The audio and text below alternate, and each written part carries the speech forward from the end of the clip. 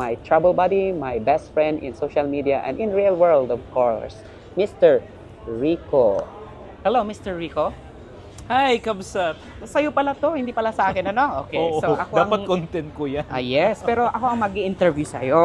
No, kinakabahan Pwede ako bang dyan. interviewin yung ating friend? Oo Dito? naman. Okay, No so- holds bar. Okay, my first question, dahil kaka-42 mo lang is, ano sa palagay mo ang magbabago sa'yo? Ngayong 42 ka na. Kasi during my previous years, grabe yung yung social battery ko ba, na napaka-active ko sa lahat ng bagay. I'm always on the go. Pero this time, lilimitahan ko na. Pipiliin ko na lang yung mga bagay na, alam mo yon na paglalaanan ko ng oras ko. You always give your 100% time Sa mga friends. sa mga friends. And parang nakakalimutan mo na yung self mo for a while. Pag-umpisa nga tong realization ko tong magpo-42 ako. Ewan ko kung birthday blues lang yon or I don't know. Pero parang sabi ko, nga, no, parang it's time to give yourself. time to myself. Not, you cannot please everybody. Parang ganon. Hindi na ako sa kung ano iisipin ng tao ba. I'm not into that na eh. For example, halimbawa, in-invite kita, hindi ka pwede. Maluwag ko na yung tatanggapin. Huwag nang drama-drama na. Ayoko, hindi na yung katulad ng dati. Bakit pag ako naman, Tapo-tampo. pag siya yung pumunta, Wala nang ay pag siya yung tampo-tampo, parang nag-invite, ako okay. Bakit pag ako, parang ang dami niyang excuses. Mga ganun. Kumbaga parang, as you age, di ba, parang hindi ka na dapat ganun. Oo. Kasi may mga priority yung tao. And aside from that, 42 years old is parang, Uy, bata pa yun. I mean, Sila Piolo Pascual, 46 na sila. Actually, yun nga. Sila, Ang akin naman is parang mas ipa-priority ko na yung self ko. Mas gusto ko na kabsat yung, di ba nakakapag-travel man ako mag-isa? Gusto ko Pwede. mas layuan pa. Gusto ko pa yung, mas malayo. gusto ko yung parang Parang, ako ng, so ang gusto mo ngayong 42 years old ka is more adventure na Yes. solo lang, na Yeah. ikaw lang. Na feeling mo kayang-kaya mo oo naman. naman, kaya ko. Oh, wow, maganda Kasi yun at that din. time, nung panahon na parang, I'm always longing for a circle of friends na dapat kasama sila. Dapat, Oo. kung ano yung na-feel ko, dapat ganun din sila. Parang kabsat yung ganyan na feeling normal. Na yung gusto mo na rin mag-isa. Oo, no? Parang- Pero it doesn't mean na, lonely ka, ha? Oh, hindi. Yung, I mean, parang normal na yan na nagsawa na tayo yung mga kabataan Ikaw, natin. even you, di ba? Oo, alam ko yan. Parang eh. mas napipil mo na rin na parang mas okay din mapag-isa sometimes. Maganda na may kasama kang kaparehas mo lang ng yung Ng trip sa buhay. ng trip sa buhay, ng mindset at Oo. ng hilig na. Kasi ako din, hindi na rin Pero ako hindi ko mahilig sa mga hindi ko hinihinto yung pakikipag-socialize. I mean, magiging lang ba, selected or selective? Parang ganun ba? selective. Selective na lang. Hindi na yung oo na lang ng oo lagi or whatsoever. Ay, so ganun ang plano. Yan yung More on time for myself and for time my for family. yourself. And for your family, maganda rin actually, no? Di ba? Kasi ayoko na yung i-depend ko yung happiness ko sa mga tao sa paligid ko. At this time, I always, mas pipiliin ko na yung sarili kong desisyon. Pag nag-invite ako, pag ayaw, edi okay, walang problema. Nung 41 years old ka and below, may mga ganyan ka bang na-experience? 39, 40, ganyan. May mga experience kang gano'n? Mga hindi tampuhan naman, hindi naman tampuhan, parang kasi ako lagi kong iniisip na bakit pag sila, pag ako in-invite isang yayaan lang, bakit pag sila ang daming pahirapan pa? Alam mo yung Kapag ikaw niyaya, oo, go walang ako kasi pag sila, madaming... parang ang dami nilang. Tsaka ayoko yung kinabukasan na alis na or 2 days preparation, biglang mag-change ng utak Baka na. dahil ikaw na lang ang single sa barkada at sila may Hindi pamilya naman, na. hindi Kaya ang hirap hindi yaya. din. Ang hirap yayain, Kasi guys. Chris, yung ang nakaka- Wait lang, sasabihin ko dito sa ating mga audience. Pero totoo guys, no, pag mayroon kang pag may pamilya ka na, Oo. mahirap ka nang yayain, di ba? So kaya yung... Oo naman. Kasi iba naman na kasi yung Or pag may status girlfriend. nila Okay, Pag wag, may mga relasyon. kailang ba sabihin dito? Na. Na may jowa ka na? Actually, pwede ko naman siyang sabihin, pero Okay. wala pa. Ikat mo na lang pag ayaw mo. Wala pa. Kumbaga, papunta pa lang papunta doon. lang. Pero ako naman kasi, Chris, kung may jowa ako or what, Kasi nga- magta-travel ako. Kasi nga, pag may jowa, yung mga niyayaya mo, yun din yung isang factor. Kaya sila nag-aalangan. Hindi, i-set aside natin yan. Kasi alam mo kung bakit. Magkakajowa ka na. So, Oo. mararamdaman mo na pag niyaya ka, tingnan natin kung Oo buka rin naman, game agad. pa din naman ako. Sama mo siya. Oo.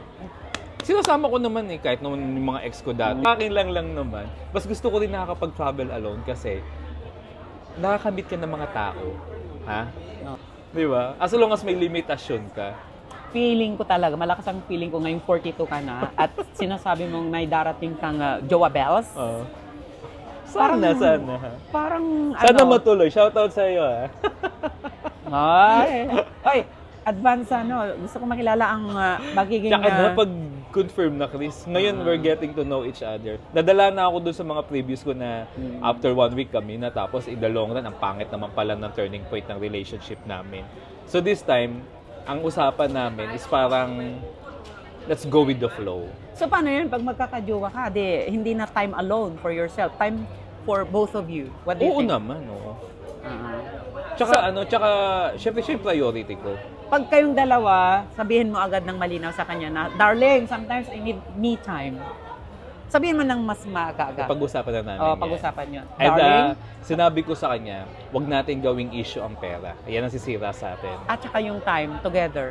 Hindi kasi pareho kaming mature na mag-isip. 39 na siya, 42 ako. Hindi pwedeng always naman kasi magkasama, tama ba? Oo naman. May mga priority siya. Yun yung pinag-usapan namin na Magpakasal na lang kaya kayo.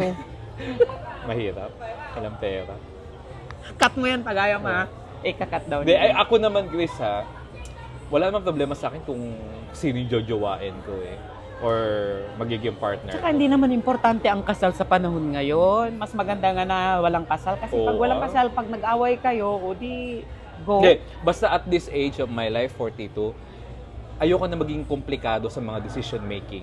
Magiging straightforward na ako. Pag ayoko, sasabihin ko yung gusto kong sabihin na hindi naman ako makakasagasa ng tao. Kumbaga parang, i-explain ko pa rin sa kanya kasi alam niyo naman na prangka akong tao. Pero this time, lilimitahan ko siya in a way na, kasi dati di ako nag-iisip na nakakasakit na pala ako Pero this time, iisipin ko din muna bago ko bitawan yung salita. As Doon sa in? mga, oo.